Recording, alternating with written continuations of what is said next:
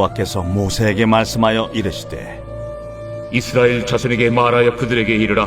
만일 어떤 사람의 아내가 탈선하여 남편에게 신의를 저버렸고 한 남자가 그 여자와 동침하였으나 그의 남편의 눈에 숨겨 드러나지 아니하였고 그 여자의 더러워진 일에 증인도 없고 그가 잡히지도 아니하였어도 그 남편이 의심이 생겨 그 아내를 의심하였는데 그의 아내가 더럽혀졌거나 또는 그 남편이 의심이 생겨 그 아내를 의심하였으나 그 아내가 더럽혀지지 아니하였든지 그의 아내를 데리고 제사장에게로 가서 그를 위하여 보리가루 10분의 1 에바를 헌물로 드리되 그것에 기름도 붓지 말고 유향도 두지 말라. 이는 의심의 소재요 죄악을 기억나게 하는 기억의 소재라. 제사장은 그 여인을 가까이 오게 하여 여호와 앞에 세우고 토기에 거룩한 물을 담고 성막 바닥에 티끌을 취하여 물에 넣고 여인을 여호와 앞에 세우고 그의 머리를 풀게 하고 기억나게 하는 소재물 곧 의심의 소재물을 그의 두 손에 두고 제사장은 저주가 되게 할 쓴물을 자기 손에 들고 여인에게 맹세하게 하여 그에게 이르기를 내가 내 남편을 두고 탈선하여 다른 남자와 동침하여 더럽힌 일이 없으면 저주가 되게 하는 이 쓴물의 해독을 면하리라. 그러나 내가 내 남편을 두고 탈선하여 몸을 더럽혀서 내 남편 아닌 사람과 동침하였으면 제사장이 그 여인에게 저주의 맹세를 하게 하고 그 여인에게 말할지니라. 여호와께서 내 넓적다리가 마르고 내 배가 부어서 네가 내 백성 중에 저주거리 맹세거리가 되게 하실지라. 이 저주가 되게 하는 이 물이 내 창자에 들어가서 내 배를 붓게 하고 내 넓적다리를 마르게 하리라 할 것이요 여인은 아멘 아멘 할지니라. 제사장이 저주의 말을 두루마리에 써서 그 글자를 그 쓴물에 빨아놓고 여인에게 그 저주가 되게 하는 쓴물을 마시게 할지니 그 저주가 되게 하는 물이 그의 속에 들어가서 쓰리라. 제사장이 먼저 그 여인의 손에서 의심의 소재물을 취하여 그 소재물을 여호와 앞에 흔들고 제단으로 가지고 가서 제사장은 그 소재물 중에서 한 쿰을 취하여 그 여자에게 기억나게 하는 소재물로 제단 위에 불사르고 그 후에 여인에게 그 물을 마시게 할지라. 그 물을 마시게 한 후에 만일 여인이 몸을 더럽혀서 그 남편에게 범죄하였으면 그 저주가 되게 하는 물이 그의 속에 들어가서 쓰게 되어 그의 배가 부으며 그의 넓적다리가 마르리니 그 여인이 그 백성 중에서 저주거리가 될 것이니라. 그러나 여인이 더럽힌 일이 없고 정결하면 해를 받지 않고 임신하리라. 이는 의심의 법이니 아내가 그의 남편을 두고 탈선하여 더럽힌 때나 또는 그 남편이 의심이 생겨서 자기 아내를 의심할 때에 여인을 여호와 앞에 두고 제사장이 이 법대로 행할 것이라. 남편은 무죄할 것이요 여인은 죄가 있으면 당하리라. 오늘도 살아 역사하시는 하나님 아버지 감사합니다. 오늘 3월 27일 우리 사순절 우리 20일차를 맞이해서 오늘도 하나님께서 허락하시는 귀한 말씀에 우리의 마음의 문을 열고 내게 주시는 말씀을 기다립니다. 오늘도 성령님께서 조명해 주시고 인도하시는 대로 오늘도 말씀 안에서 순종하는 우리 귀한 성도님들의 삶이 되도록 축복해 주옵소서. 감사를 드리며 예수 그리스도의 존귀하신 이름으로 축복하며 기도합니다. 아멘. 우리 사랑하는 성도 여러분, 오늘 3월 27일 목요일 우리 민수기 5장 11절부터 우리 31절의 말씀을 통해서 오늘도 내게 주신 하나님의 음성에 함께 귀를 기울이기를 원합니다. 여러분들은 의심이라고 하는 것을 보통 어떻게 생각하십니까? 어떤 분들은 이 의심이라고 하는 것이 믿음의 반대 개념으로 생각을 하기도 합니다. 그러나 여러분, 의심과 불신의 차이는 그렇다면 무엇이라고 생각을 하시나요? 저는 생각하기를 믿음의 반대말은 의심이다 라기보다는 불신이라고 생각을 합니다.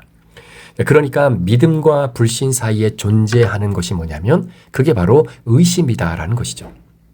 그래서 의심이라고 하는 것을 통해서 더 확실한 믿음의 자리로 나아갈 수 있는 것이고, 반대로 의심을 통해 완전히 불신의 자리로 이동할 수 있는 것, 이것이 바로 의심이라는 것이죠. 자, 그래서 의심이라고 하는 것은 정말로 우리의 삶에 너무나 필요한 부분이면서도 동시에 가장 중요한 신뢰와 그리고 신의를 무너뜨리는 악이 될 수도 있는 것이 바로 이 의심이다라는 것입니다.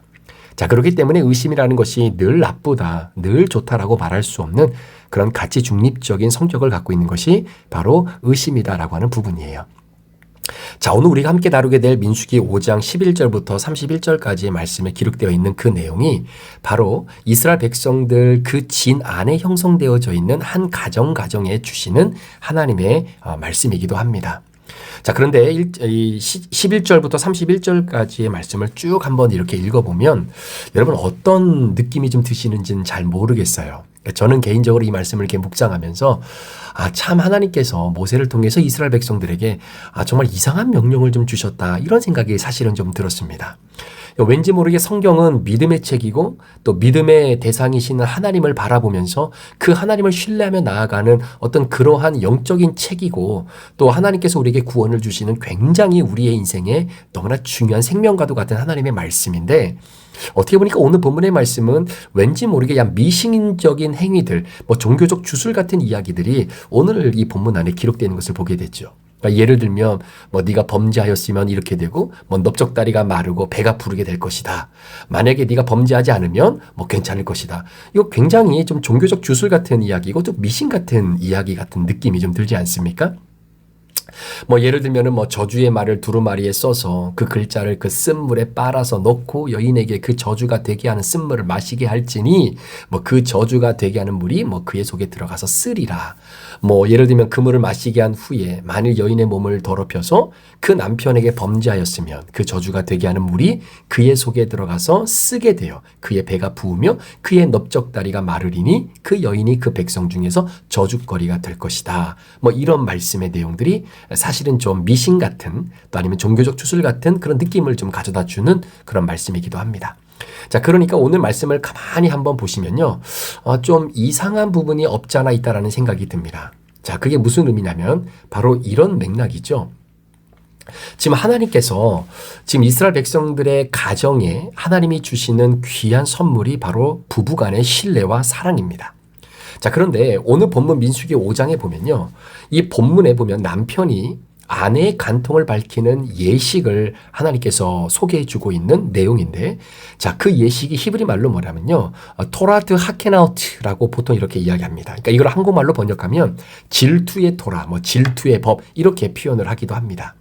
그래서 민수기 5장의 내용을 가만히 살펴보면 하나님이 가정을 정의하시는 것을 우리가 좀 보게 되는데, 여러분, 하나님은 우리에게요, 부부의 하나됨이 예수님과 그리스도의 몸인 교회가 하나가 되어지고 함께 부부관계를 맺는 것과 같다라고 하는 그런 비밀의 관계를 사실 우리들에게 말씀해주고 있는 것을 보게 됩니다.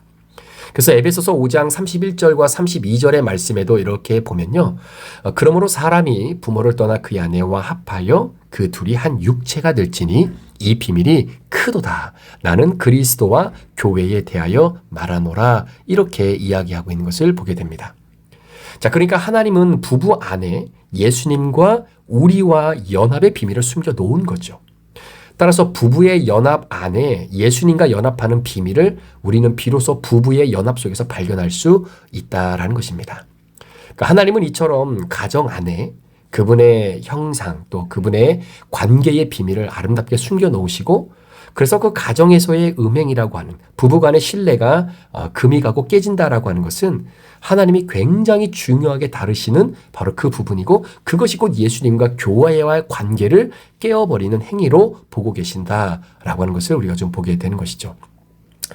자, 오늘 본문의 말씀에 보면 이제는 아내가 남편에게 어떤 탈선을 하고, 또 아니면 어떤 예를 들어서 남편에게 아내가 가져서는 안 될 그런 행동들을 함으로 인해서 남편이 그 부분에 대해서 의심이 있다거나, 아니면 실제로 그러한 죄를, 어떤 이 탈선을 한 그 죄를, 그래서 남편에게 신의를 저버리게 되는 그 죄를 아내가 만약에 졌다라고 판단이 되어졌을 때에, 자, 이 부분을 어떻게 해결할 수 있어야 되느냐를 이제 오늘 본문이 좀 다루고 있는 내용인데요. 어떻게 보면요, 아내가 법정에 설 수 있는 이 상황, 자, 이 상황은 우리가 볼 때는, 오늘의 시각으로 볼 때는 여러분, 아니 왜 아내만, 왜 여자만, 왜 이렇게 다루어야 되느냐라고 생각이 들 수도 있지만, 여러분, 그때 당시의 상황과 사회적 위치 속에서 여성의 지위를 생각해 볼 때는 오늘 하나님께서 여성으로 하여금 남편에게 의심을 받았다라고 하는 이유로 인해서 그 모든 삶이 완전히 송두리째 이제는 정말로 불타버리는 그러한 삶이 아니라 다시 한번 정확하게 맹세를 통해서 그 부부의 신뢰를 회복할 수 있는 기회를 주신다라고 하는 차원에서 오늘 우리가 이 말씀을 좀 보시게 되면 훨씬 더 은혜가 우리 가운데 있지 않을까 그런 생각을 해보게 됩니다. 자, 한번 보십시오. 자, 이 본문을 보면 좀 적잖게 화가 날 수 있는 사람들도 아마 있을 것 같아요. 우리 여자 성도님들이 이 본문을 볼 때. 자, 그것은 하나님이 공평하게 이 부부 관계를 다루시지 않는다라는 것처럼 느껴질 수 있기 때문입니다. 그러니까 예를 들면 왜 남편이 의심을 하는데 아내가 법정에 서야 되는 겁니까? 그러니까 아내가 왜 그것을 밝혀야 하는가? 왜 아내가 죄가 없어도 남편은 무죄한가? 이런 이유들을 한번 생각해 볼 수 있는 거죠. 그러니까 여성을 무시하는 것 같은 이 법이 우리가 조금만 깊이 살펴보면 하나님이 여성이라고 하는 당시의 사회적 약자를 굉장히 보호하시는 법이다라는 것을 사실 우리는 알 수 있는 것입니다. 자, 이유가 뭐냐면 이때 당시에는요, 여성의 권위는 진짜 보장받지 못했던 시대였습니다.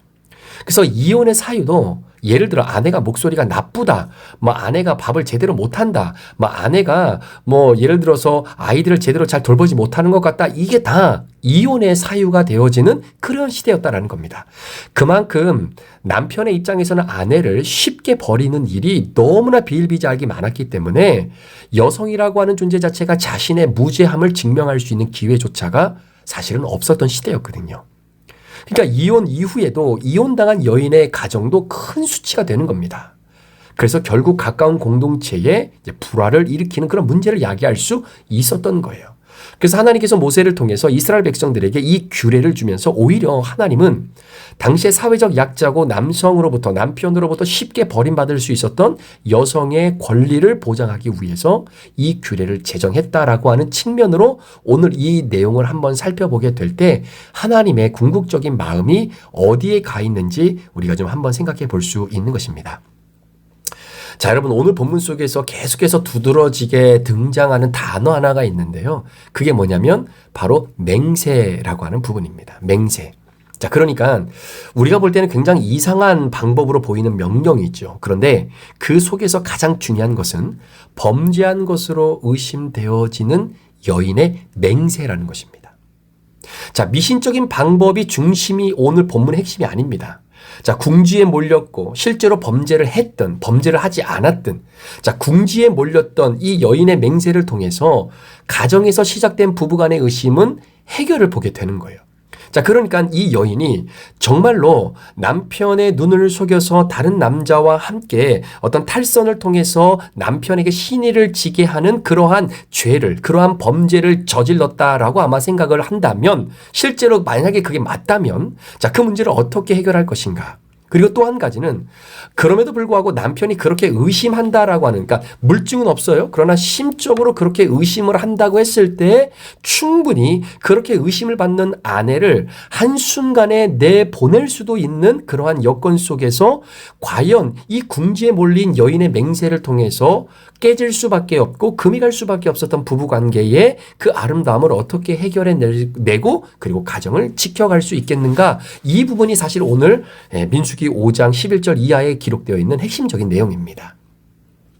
자, 여하튼 오늘 말씀 속에서는요, 가정에서 신뢰의 금이 가는 의심이 시작됐을 때 자, 그 문제를 덮고 그냥 의심하는 채로 살아가는 것이 아니라 그 문제를 해결해야 된다라는 것을 하나님이 말씀하시고 그 문제를 해결하는 것을 하나님이 원하고 계시는 거예요. 그래야만 하기 때문에 의심의 소재, 기억의 소재를 말씀하신 것입니다. 그러니까 하나님의 핵심은 니네 부부가 이런저런 일 때문에 어떤 아내든 남편이든 예를 들어서 물적 증거로 인하여 각각 부부의 그 지위와 소신을 제대로 지키지 않은 것들이 발견됨으로 인하여 부부가 깨어지고 가정이 힘들어질 수밖에 없는 상황이 벌어졌든 아니면 남자의 입장에서 아내가 그런 것 같다라고 하는 의심으로 인해서 부부의 신뢰에 금이 가게 됐든 상관없이 여하튼 의심이 생기고 어떠한 죄에 대한 탈선의 결과가 나타났을 때 이걸 어떻게 해결함으로 말미암아 가정을 지켜나갈 것인가 라고 하는 것이죠. 여러분, 저와 여러분들은 수많은 의심들 속에서 살아가고 있습니다. 단지 그 의심이 크게 드러나지 않고 강조가 되지 않아서 그런 거죠. 실은 대충 얼머부리고 뭐 덮고 넘어가서 그렇지 여러분, 인생을 보시는 하나님은 그렇게 보시지 않는다라는 거예요. 가정 안에서의 의심이 또 회사 안에서의 의심이, 관계 안에서의 의심, 이 의심이라고 하는 녀석은 반드시 우리의 인생 가운데에 뗄래야 뗄 수 없는 그러한 존재입니다. 자, 그렇다면 이 의심을 가지고 살아갈 수밖에 없는 우리들은 이걸 어떻게 해결을 해야 되느냐? 이걸 그냥 마냥 덮고 가야 되는 것이냐? 아니면 이 의심을 진짜 믿음과 신뢰 쪽으로 우리가 사용하는 하나의 도구로 사용되어져야 될 것이냐? 아니면 에라 모르겠다. 네가 이렇게 생활하고 이렇게 생각하는 것을 봐서 내가 의심하는 그 의심으로 모든 것들을 다 끝내버리는 불신의 자리로 나아가야 될 것인가? 오늘 하나님이 우리에게 선택하고 그리고 하나님이 이스라엘 공동체의 각 가정에게 하나님이 부여해 주시는 하나님의 마음이 무엇인지를 오늘 본문을 통해서 우리는 깨닫게 되는 거죠. 자, 예를 들어서 아내가 범죄했다면 하나님의 의도는 그겁니다. 범죄했다면 그 아내를 쳐내보내지 말고 범죄함이 드러나면 그 죄값을 받아야 된다는 거예요. 그 죄값을 정확히 받고 다시 진 안으로 들어올 수 있는 기회를 줄 수 있어야 된다는 거죠.